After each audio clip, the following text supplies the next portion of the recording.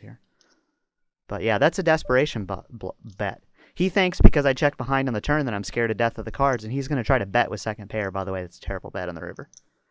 With a pair of tens on the river on that hand, he probably should have just checked, looked for me to either check it behind because I checked the turn, or to bet really small and he can pick off a bluff.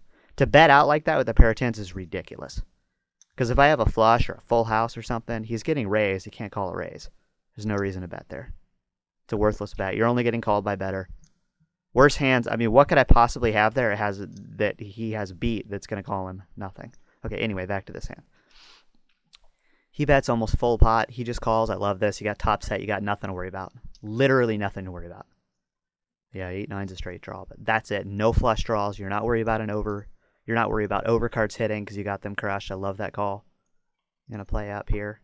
He checks again, which is beautiful. I love the check. I love the check again here because this is an absolutely worthless card. He checked, and right now he's hoping that he's got an overpair. He's like, I'm just going to crush an overpair. So I love the check again. I like a raise here on the turn, though. Check and then a raise. Because if your opponent has an overpair, he's only got 750 left, he's going to go broke. So I love a raise here. Okay.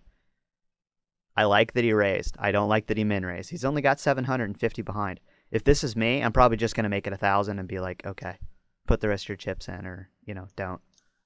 But yeah, I don't really like the min raise at all. And you know what I like even less than the min raise? Calling with ace fucking high, no draw, no hand. Yeah, that's absolutely terrible. Go cash out your chips and go home. You have no hand, you have no draw, and you have an opponent who check raised you on the turn on a dead board. What are you beating? You're beating an absolute stone cold bluff. Oh, right. He raised second in. He's got better than ace-9 if he has nothing. Wow. I'm glad this hand happened because I mean this is a really good hand to talk about. This hand is just ridiculous. Like bang, 540, nice solid bet. This guy has an easy fold here and he's completely and literally terminally retarded. So there he goes. Congratulations. You just got, I don't know. I don't know if he just decided he didn't want to play the tournament anymore or whatever, but I'm not sure I've seen a hand in the past week that was played worse than this guy just played ace-9 in this hand right here. So, I mean, this is a good example of how to play top set. This guy played it pretty well. I like a bigger raise on the turn, but, outside of that, got queen high here. It's not really anything. Even if you think he's completely full of shit here, and he is a lot, you've got nothing whatsoever, and he actually put money in the pot on purpose. So, that was a good hand to talk about. Obviously, easy fold to the all-in under the gun here.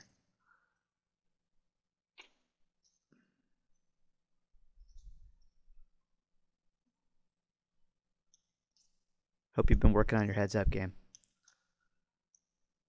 I'd like to play some more heads-up on Full House.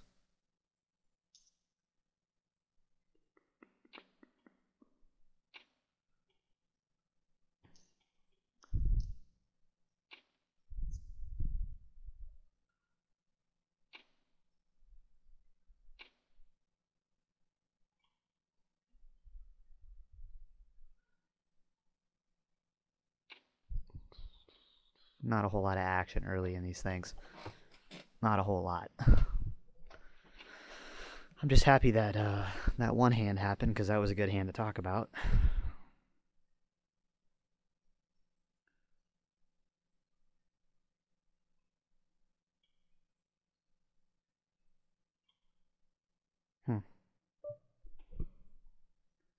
Throw it away. Throw it away into the gun. King 10 is not good. I know it looks pretty. Oh, this is an easy fold. I mean, anybody who's raising 4x this early, especially against someone who's sitting out. I mean, I don't mind raising 4x this early, especially if you have a real hand, because people like to just call at these stages for no reason whatsoever, and if they're just going to call anyway, you might as well make it 4x, right? But I will point out pet icon. So we'll keep an eye on this guy and see what he does. But you know, like I've talked about before, stereotypes in poker are actually good. They're bad in the real world. They're good in poker. Now this guy just limps in under the gun. He's got 740 left. Had ace queen in position. I'm gonna check over here with the king 4 flop top pair. I'm just gonna bet out at it. I'm just gonna raise. I'm gonna raise 160. And here I'm just gonna bet 40, and I expect to take it down with the top pair. And he calls. Okay. And I'm gonna charge this guy to see another card if he has a 7 or a 6 or whatever. And he's obviously not giving me credit, so that's fine. Wow, that was a nice turn, buddy. Yeah, don't ever don't ever raise with a top pair. Top pair and the nut flush draw never even raises on the turn. Never even raises it. This is an easy fold. Ace 3. Yeah, I mean, when you're playing a heads-up pot in that situation and you flop top pair, I don't care what your kicker is, you play it like you flop the joint. Because the vast majority of the time, your opponent's going to have something like second pair, third pair, nothing but a flush draw, etc. By the way, I've got like a fucking slam dunk on this hand. So we're just going to fire right out 130. I'm just going to go ahead and shove here. And he's drawing virtually dead. He's got 5 outs. So play it aggressive when you got it. There's no reason not to. And he misses everything, realizes he's an idiot, and I ship 2,000 chips. Maybe my third pair with an ace kicker and no draw isn't the best hand. You know, it's kind of amazing because, especially at these lower levels, I guess people are just so used to playing against players that have no idea what they're doing that when they get into a situation like that, they just do something really, really stupid. And when somebody min raises, when you min raise somebody on a flop like that, when they raise pre-flop, and they ship the rest of the chips over, and you've got bottom pair and like an ace kicker, good fold.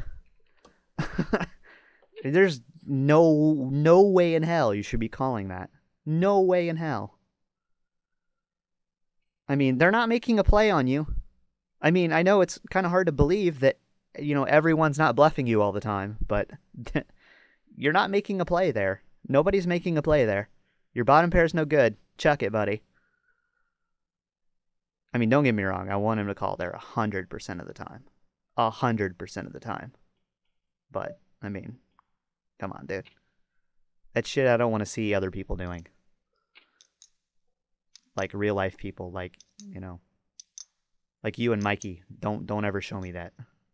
That's bad poker. Bad, bad, bad.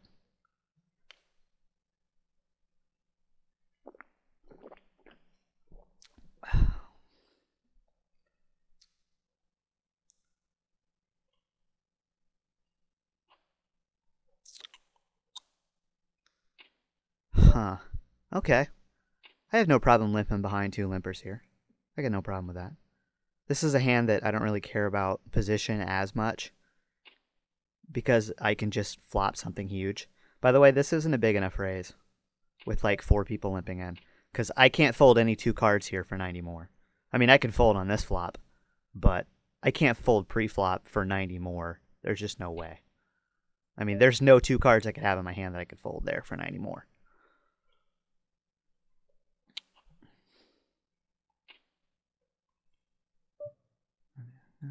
Limp in here. Hopefully see a flop. This is about, you know, it's like fucking deja vu. It's like, really, even if nobody else calls, I'm getting over 2-1 with Jack 9. I don't care. I'm calling. You're not raising enough. When somebody limps in, when there's like 1 limper for 30, and I'm next to act and I'm going to raise, I usually raise to like 160.